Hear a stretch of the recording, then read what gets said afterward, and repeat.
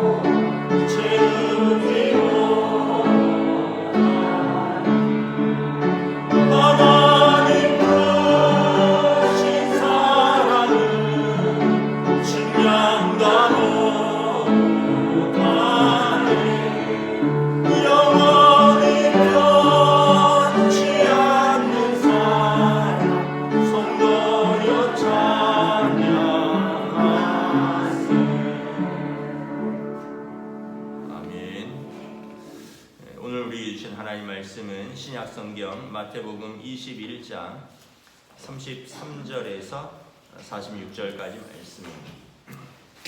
마태복음 21장 33절에서 마지막 절까지 말씀입니다. 다 찾으신 줄 알고 저와 여러분들이 한 절씩 교도하도록 하겠습니다. 마태복음 21장 33절부터 마지막 절입니다. 다른 한 비유를 들으라. 한 집주인이 포도원을 만들어 산 울타리로 두르고 거기에 즙자는 틀을 만들고 망대를 짓고 농부들에게 새로 주고 타국에 갔더니 열매 거둘 때가 가까우매 그 열매를 받으려고 자기 종들을 농부들에게 보내니 농부들이 종들을 잡아 하나는 심히 때리고 하나는 죽이고 하나는 돌로 쳤거늘 다시 다른 종들을 처음보다 많이 보내니 그들에게도 그렇게 하였느니라. 후에 자기 아들을 보내며 이르되 그들이 내 아들은 존대하리라 하였더니 농부들이 그 아들을 보고 서로 말하되 이는 상속자니 자 죽이고 그의 유산을 차지하자 하고 이에 잡아 포도원 밖에 내쫓아 죽였느니라. 그러면 포도원 주인이 올 때에 그 농부들을 어떻게 하겠느냐? 그들이 말하되 그 악한 자들을 진멸하고 포도원은 제때에 열매를 바칠 만한 다른 농부들에게 새로 줄지니라. 예수께서 이르시되 너희가 성경의 건축자들이 버린 돌이 모퉁이의 머릿돌이 되었나니 이것은 주로 말미암아 된 것이요 우리는 희야도다 함을 읽어본 일이 없느냐. 그러므로 내가 너희에게 이르노니 하나님의 나라를 너희는 빼앗기고 그 나라에 열매 맺는 백성이 받으리라. 이 돌 위에 떨어지는 자는 깨지겠고 이 돌이 사람 위에 떨어지면 그를 가루로 만들어 흩으리라 하시니 대제사장들과 바리새인들이 예수의 비유를 듣고 자기들을 가리켜 말씀하심인 줄 알고 잡고자 하나 무리를 무서워하니 이는 그들이 예수를 선지자로 알미었더라. 아멘. 할렐루야. 오늘도 새로운 하루가 시작되었습니다. 하나님께서 은혜와 평강으로 함께 하시는 복된 날 되시기를 축복합니다. 마태복음 21장 이후로는 이제 계속해서 종려주일 본문입니다. 예수님의 마지막 한 주간 사건을 다루고 있죠. 그래서 성전 청결과 또 열매 맺지 못하는 무화과 나무의 저주가 있고 또 어제의 본문은 그 당시에 대제사장들과 이제 서기관 바리새인들 교권자들의 논쟁, 무슨 권위로 이런 일을 하느냐, 내가 무슨 권위로 하나님의 성전에서 가르치느냐, 우리가 당신에게 그런 권위를 준 적이 없고 또 당신에게서 나온 권위는 어디서부터 온 권위냐, 이런 논쟁이 있었죠. 오늘은 이제 포도 농부의 비유입니다. 비유는 제가 파라볼레라고 원어가 파라볼레인데 곁으로 옆으로라는 파라와 볼레 던지다라는 뜻입니다. 그래서 옆에 던져놓고 이제 비교를 해보는 것입니다. 이 비유를 통해서 하시고자 하는 예수님의 이야기가 있습니다. 우리가 성경을 읽는 두 가지 자세는 뭐냐면 예수님께서 그 당시의 상황에서 어떤 이야기를 하시고자 하는가, 이게 첫 번째고요. 두 번째는 예수님께서 오늘 이 상황에서 나에게는 어떤 말씀을 하시는가. 그래서 여러분 성경을 읽을 때 이렇게 두 가지의 시각을 가지고 읽어야 됩니다. 먼저는 예수님이 그 상황에서 어떤 이야기를 하시고자 하는가, 본래 예수님의 의도를 알아야 되고, 두 번째는 오늘 이 상황에서 나랑 관계가 없으면 여러분 신앙은 피상적이 되는 거죠. 나에게 어떤 말씀을 하시고자 하는가. 그래서 오늘 45절에 보면 비유를 듣고 대제사장과 바리새인들이 자기들을 가리켜 말씀하신 줄 알았다. 그래서 여러분 오늘 우리에게도 이 말씀을 통해서 예수님이 나에게는 어떻게 말씀을 하시는가 우리가 한번 또 스스로에게 적용해 보아야 합니다. 오늘 비유는 이제 포도 농부의 비유죠. 뭐 그다지 어렵지 않습니다. 그대로 읽으면 해석이 되죠. 집주인은 하나님이고 포도원은 이스라엘입니다. 그리고 포도원 농부들은 이스라엘을 하나님의 말씀으로 위탁받은 종교 지도자들입니다. 그리고 종들은 구약의 선지자들이고 아들은 예수 그리스도입니다. 비유는 뭐냐 하면 집주인의 선한 의도에 악한 농부들이 이제 불순종하고 그 집주인을 거역하고 대적하면 어떤 결과가 가져오는가라는 거죠. 그래서 이제 33절 보면 한 집주인이 포도원을 만들어 산 울타리로 두르고 거기에 즙자는 틀을 만들고 망대를 짓고 농부들에게 세로 주고 타국에 갔습니다. 집주인이 다 만들었습니다. 포도원도 만들었고요.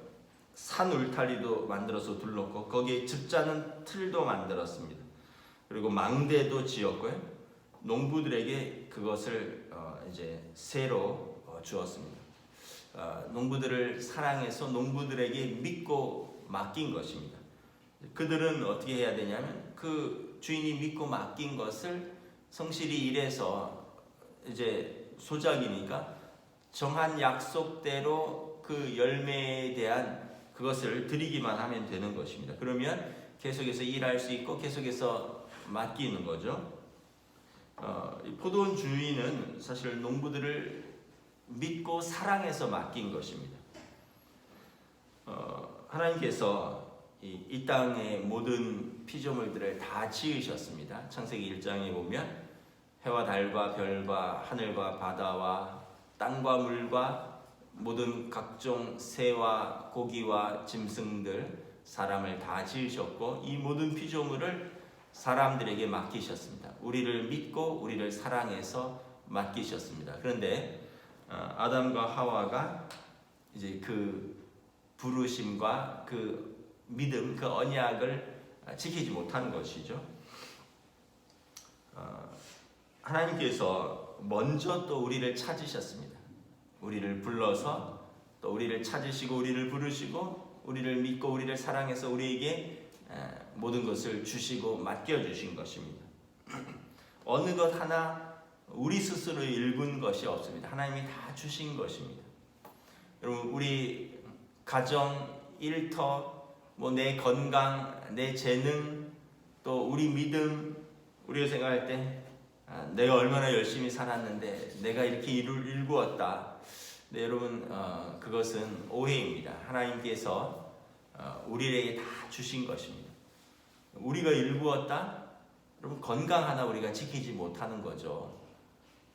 우리가 우리 건강을 어떻게 지킬 수 있겠습니까?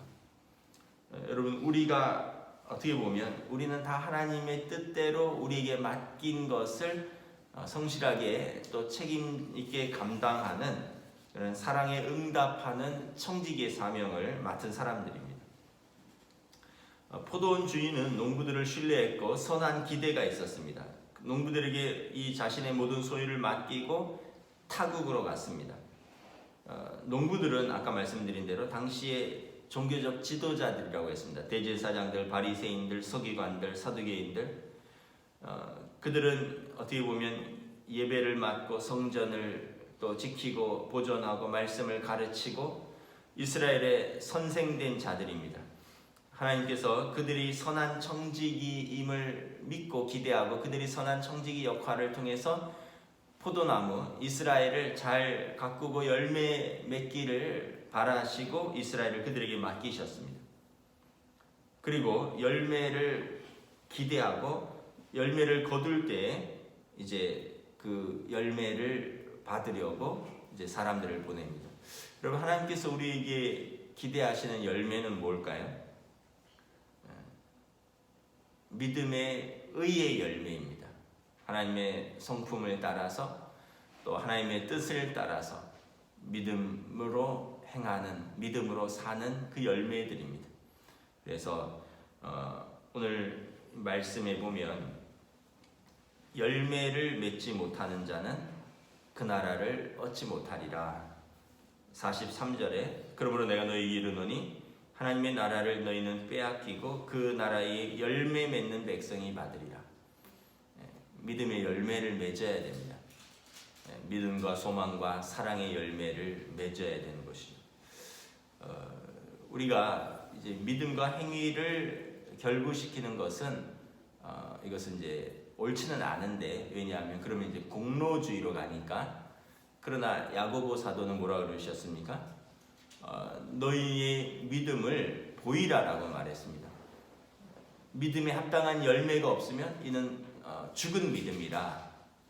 그래서 여러분, 우리가 믿음인, 그러니까 행위가 우리의 구원의 조건은 아니고 믿음이 우리의 구원의 전제 조건이지만 그 결과로서 반드시 열매는 따라온다라는 거죠. 우리가 참된 믿음, 올바른 믿음이라면 그 열매가 따라온다라는 것입니다. 근데 우리가 믿음이 있다라고 했는데 그 믿음의 열매가 보이지 않으면 우리의 믿음은 거짓 믿음일 수 있다. 물론 그것은 하나님께서 판단하실 것입니다. 근데 이제 이 열매라는 것은 우리가 세상에서 말하는 그런 열매는 아닌 것이죠. 뭐 집을 사고 뭐 사업체를 남기고 그런 열매가 아닌 거죠. 우리의 믿음에 여러분 삶의 인격과 또 삶의 변화와 삶의 성숙과 또 믿음과 하나님 나라의 소망과 사랑과 이런 의의 열매들이 맺히는 것입니다. 하나님께서 또 우리 한국 교회에 기대하시고 열매를 맺기를 원하시는 것입니다. 또 우리 교회의 여러분들에게, 성도들에게, 또 여러분들에게, 또 저와 여러분들에게 우리 가정을 맡기시고 또 교회를 맡기시고 또 일터를 맡기셨습니다. 맡기셨으면 거기에 합당한 열매를 맺어야 되는 것입니다. 우리 한국교회를 통해서 우리 민족에게 믿음과 의의 열매를 맺기를 원하십니다. 또 동원교회를 통해서 성도들에게 믿음과 의의 열매를 맺기를 원하십니다. 각 믿음의 가정을 통해서 여러분들의 가정에서 믿음과 의의 열매를 맺기를 원하십니다.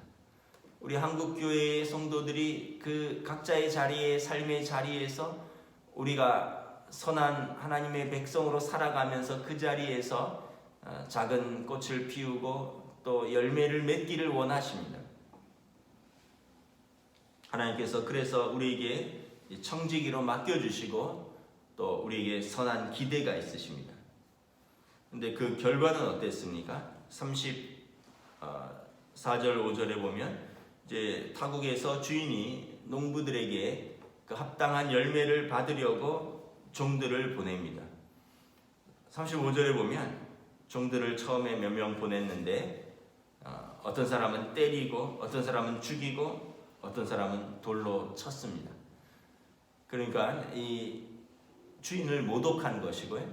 또 주인에게 거역하고 주인을 반역한 것입니다. 자기들이 그 열매를 주인에게 돌리기 싫다는 것입니다. 36절에 타국에 있던 주인이 뭔가 잘못됐는가 보다 생각을 해서 다시 종들을 보냈습니다. 처음보다 더 많이 보냈습니다. 그런데 그들에게도 36절에 보면 동일하게 했습니다. 패역한 이스라엘이 역시 하나님의 말씀을 맡은 구약 선지자들을 핍박하고 거역하는 모습입니다. 이것은 세례 요한의 때까지 반복되는 이스라엘의 이제 패역이고 또 하나님에 대한 거역인 것입니다. 그래서 주인이 생각합니다. 종으로는 안 되겠구나. 아들을 보내자. 내 아들은 존대하겠지 하고 하나님께서 그의 아들을 이 땅에 보내십니다. 37절에 후에 자기 아들을 보내며 이르되 그들이 내 아들은 존대하리라 하였거늘.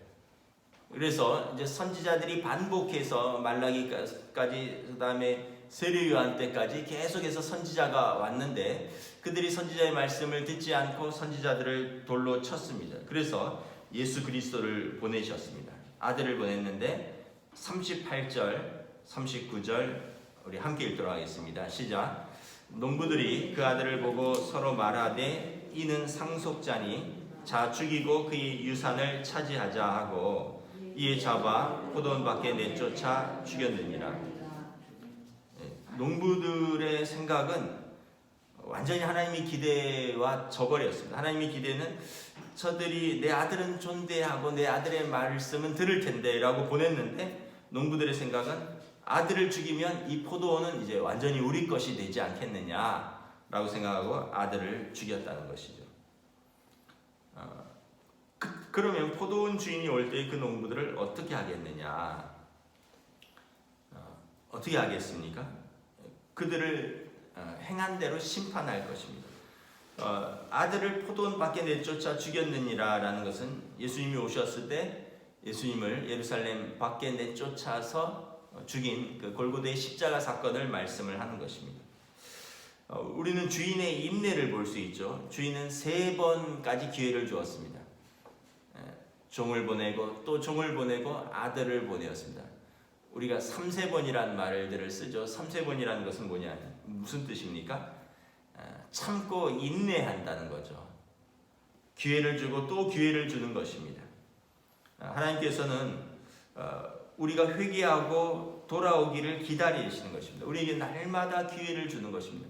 아직 주님의 재림이 오지 않은 것은 우리에게 기회를 주시는 것입니다. 아직 하나님이 우리를 부르지 않는 것은 우리가 이 땅에서 우리가 아직 해야 할 일도 더 있고 또 하나님께서 우리에게 기회를 주시는 것입니다.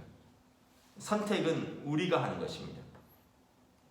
사람이 그래서 어쩔 수 없었습니다. 환경이 그래서 어쩔 수 없었습니다. 사단이 회방하고 시험해서 어쩔 수 없었습니다. 여러분, 사람은, 환경은, 사단은 언제나 우리를 공격합니다. 여러분, 사람은 언제나 변화무쌍하고요. 환경도 언제나 호의적이지 않습니다.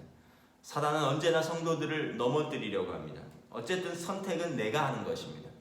그 사람과 그 환경과 그 사단의 공격 속에서 내가 어떤 선택을 해서 내가 열매 맺느냐 아니면 열매 맺지 못하느냐는 선택은 내가 하는 것입니다. 결국 포도원 주인이 오면 어떻게 하겠습니까? 악한 자들을 진멸하고 그 포도원을 제때에 열매를 바칠 만한 다른 농부들에게 새로 줄지니라. 이것은 어떻게 보면 2가지 의미가 있습니다. 첫째는 그 이스라엘 포도원을 맡긴 그 교권자들에 대한 심판을 예고하는 것이기도 합니다. 2번째는 하나님께서 유대인들을 부르셨는데 이 복음이 이제 유대인에게서만 끝나는 것이 아니라 이제 온 이스라엘 열방으로 이방으로까지 복음이 넘어가는 것을 말하는 것입니다. 42절에 예수님께서 말씀하십니다. 너희가 성경의 건축자들이 버린 돌이 모퉁이의 머릿돌이 되었나니 이것은 주로 말미암아 된 것이요 우리 눈에 기이하다 함을 읽어본 일이 없느냐. 시편 118편의 말씀입니다. 사람들은 그 돌이 쓸모없다라고 생각해서 건축자들이 버렸는데 사실은 이 버린 돌이 모퉁이 돌이 되고 머릿돌이 되었다는 것입니다. 가장 중요한 돌이 되었습니다. 그 돌 위에 집이 지어지는 것입니다. 그래서 참 신기하다. 사람들이 버린 돌이, 건축자들이 버린 돌이 모퉁이 돌이 되었다. 이것은 그들이 예수 그리스도를 거절하고 예수 그리스도를 십자가에 못 박았지만 하나님께서 그를 통해서 교회를 세우시고 하나님께서 그를 통해서 모든 백성을 구원하시는 그 놀라운 십자가의 그 비밀을 말하는 것입니다. 유대인들은 표적을 구하고 이방인들은 헬라인들은 지혜를 구하나 우리는 예수 그리스도의 십자가를 구한다. 그래서 십자가가 헬라인들에게는 어리석은 것이요 유대인들에게는 거치는 돌이 되었으나 우리에게는 믿는 자들에게는 구원의 비밀이 되었다. 이 말씀을 하는 것입니다. 43절에 그러므로 내가 너희에게 이르노니 하나님의 나라를 너희는 빼앗기고 그 나라의 열매 맺는 백성이 받으리라. 포도원 주인이 심판을 하실 것입니다. 여러분, 심판이 없다면 이 땅에는 정의도 공의도 사랑도 무의미하게 될 것입니다. 심판이 없으면 모든 불의가 판을 칠 것입니다. 여러분, 심판이 없다면 우리가 인내할 필요도 없고요 충성스러울 필요도 없습니다. 여러분, 심판이 없다면 우리는 악이 득세할 것이고 또 의롭고 선한 자가 이 땅에서 고통당하는 것이 아무런 의미가 없을 것입니다. 심판이 없다면 현재의 고난을 우리가 참을 이유도 없을 것입니다. 그러나 심판이 있기 때문에 우리가 현재의 고난은 장차 있을 영광과 좋게 비교할 수 없고, 그러므로 우리는 사단과 맞서 싸울 수 있고요. 그리고 우리는 인내하며 끝까지 충성하며 사랑할 수 있는 것입니다. 심판이 있기 때문에 이러한 모든 일들이 있는 것입니다. 그래서 44절에 이 돌 위에 떨어지는 자는 깨지겠고 이 돌이 사람 위에 떨어지면 그를 가루로 만들어 흩으리라. 이제 그 돌을 버린 자들, 그러나 그 돌이 건축자들의 그 모퉁이 돌이 되었고요. 그들이 십자가에 못 박아 죽인 그 아들이 이제 그들에게 심판으로 그들을 이제 최후의 심판할 것이다. 그래서 여러분, 하나님의 나라는 그 나라에 합당한 열매 맺는 백성이 받으리라. 45절에 대제사장과 바리새인들이 예수의 비유를 듣고 자기들을 가리켜 말씀하신 줄 알고, 그래서 아까 제가 비유 성경 말씀을 읽는 두 가지 태도에 대해서 말씀을 드렸습니다. 첫째는 이것이 그 당시의 상황 속에서 어떤 말씀을 하고자 하는가. 두 번째는 오늘 우리 상황 속에서 나에게 어떤 말씀을 하시고자 하는가. 그래서 항상 여러분, 말씀이 나에게 어떻게 적용되어야 되는가가 중요한 것입니다. 그런데 반응이 또 중요합니다. 반응이 여러분, 오늘 대제사장과 바리새인들처럼 반응하면 안 되는 거죠. 자기들에게 하시는 말씀인 줄 알고 오히려 잡고자 했다는 거죠. 여러분, 하나님의 말씀은 살아있고 활력이 있어서 좌우에 날선 어떤 검보다도 예리하고, 그래서 우리 영과 혼과 골수를 찔러 쪼개고 나누기까지 한다고 했습니다. 말씀을 듣고 찔림이 있으면 우리가 회개하면 됩니다. 여러분, 말씀이 듣고 우리 마음에 부딪힘이 있으면 우리가 회개하면 그 말씀은 우리를 살리는 말씀이 됩니다. 그런데 말씀을 듣고 오늘 이 대제사장과 바리새인들처럼 잡고자 하나 말씀을 듣고 회개할 생각이 없고, 말씀을 듣고 미움과 또 여기에 대한 분노와 적대감으로 그 말씀에 대해서 전혀 반응하지 않으면 그러면 어떻게 되느냐?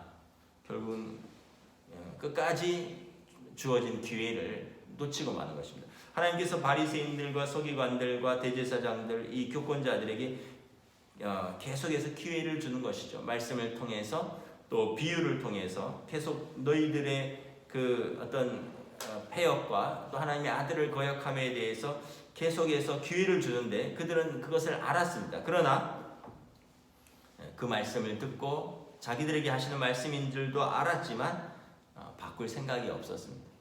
오히려 미워했고 적의를 가지고 죽이려고 했다라는 것입니다. 46절에 보면 결국은 당장 잡아 죽일 수도 있었지만 무리를 무서워하니 예수님을 따르는 사람, 결국 이 사람들은 하나님을 두려워하지 않아요. 사람을 두려워하는 사람들입니다.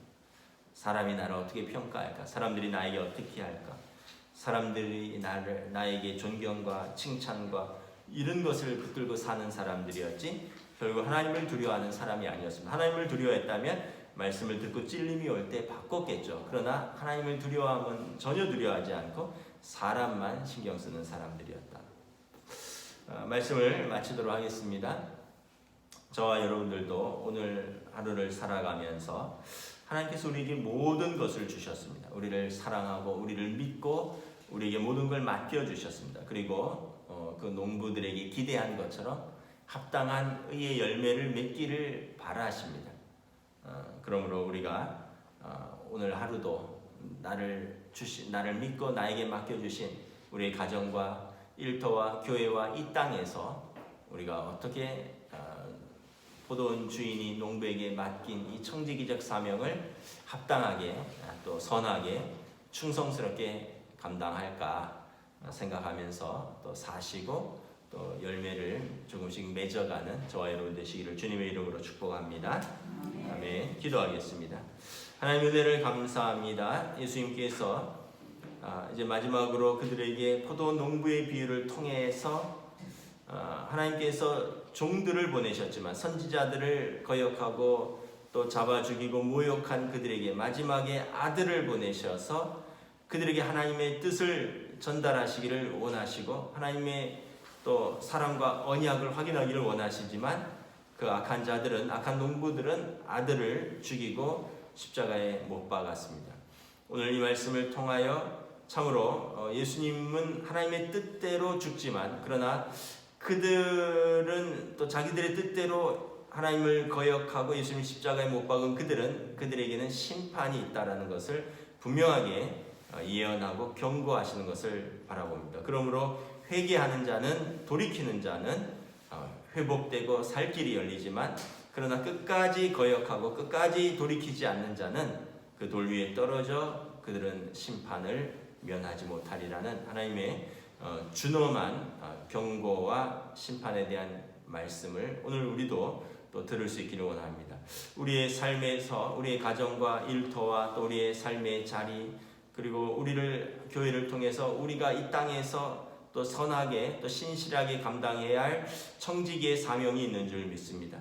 하나님께서 우리를 믿고 사랑하여 주셔서 맡겨주셨고 우리에게 기대하시는 믿음에 합당한 의의 열매가 있는 줄 믿습니다. 오늘 하루도 우리가 주님의 말씀을 붙들고 또 주님의 뜻을 깨닫고 주님께서 맡겨주신 우리의 포도원에서 우리가 선한 열매를 주인에게 돌려드릴 수 있도록 오늘 하루도 믿음과 또 소망과 사랑과 충성스러운 날들로 인도하여 주시옵소서. 감사를 드리오며 우리 주 예수 그리스도 이름으로 기도드리옵나이다.